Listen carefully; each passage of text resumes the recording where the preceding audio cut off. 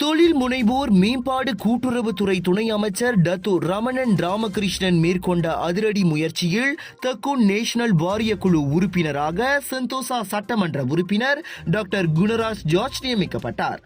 நேற்று மதியம் புத்ராஜயாவில் உள்ள தமது அமைச்சில் நடைபெற்ற சிறப்பு சந்திப்பில் டாக்டர் குணராஜ் ஜார்ஜிடம் நியமன கடிதத்தை டத்து ரமணன் எடுத்து வழங்கினார்.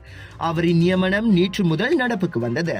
தொழில் முனைவோர் மேம்பாடு கூட்டுறவுத்துறை அமைச்சின் துணை தலைமை செயலாளர் டத்தோ ஹாஜி ஜம்ரி பின் சாலே, துணை அமைச்சர் டத்தோ ரமணன் ராமகிருஷ்ணனின் மூத்த அரசியல் செயலாளர் டத்தோ அன்புமணி பாலன், தக்குன் நேஷனல் இயக்குனரும் தலைமை செயல்முறை அதிகாரியுமான டத்தோ அடாம் பின் அப்துல் கனி, தக்குன் நேஷனல் வாரிய குழு தலைவர் டத்தோ அப்துல்லா சானி ஆகியோர் இச்சந்திப்பில் கலந்து கொண்டு டாக்டர் குணராஜ் ஜார்ஜுக்கு வாழ்த்து தெரிவித்தனர். சிறு குறு நடுத்தர இந்திய தொழில் முனைவோரின் முதன்மை தேர்வாக தக்குன் ஸ்பூமி விளங்கி வருகிறது.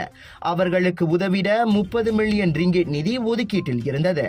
அதனை அதிகரிக்கும் வகையில் தக்குன் ஸ்பூமி கோஸ் பிக் எனும் புதிய திட்டத்தை அண்மையில் அறிமுகப்படுத்திய டத்தோ ரமணன் மேலும் 30 மில்லியன் ரிங்கெட் நிதியை அறிவித்தார். இதன் வழி இன்னும் அதிகமான இந்திய தொழில் முனைவோர் பயனடைவர் என்றும் எதிர்பார்க்கப்படுவதாகவும் இம்முயற்சிக்கு வலு சேர்க்கும் வகையில் டாக்டர் குணராஜ் ஜார்ஜின் நியமனம் அமைந்திருப்பதாகவும் டத்தோ ரமணன் நம்பிக்கை தெரிவித்தார். இதற்கிடையில் தம் மீது முழு நம்பிக்கை வைத்து தக்குன் நேஷனல் வாரிய குழு உறுப்பினர் பதவிக்கு சிபாரிசு செய்த டத்தோ ரமணன் ராமகிருஷ்ணனுக்கும் நியமனத்துக்கு ஆதரவு தெரிவித்த தொழில் முனைவோர் மேம்பாட்டு கூட்டுறவுத்துறை அமைச்சர் ஈவான் பெனடிக்கிற்கும் நன்றி தெரிவித்துக் கொள்வதாக டாக்டர் குணராஜ் ஜார்ஜ் குறிப்பிட்டார்.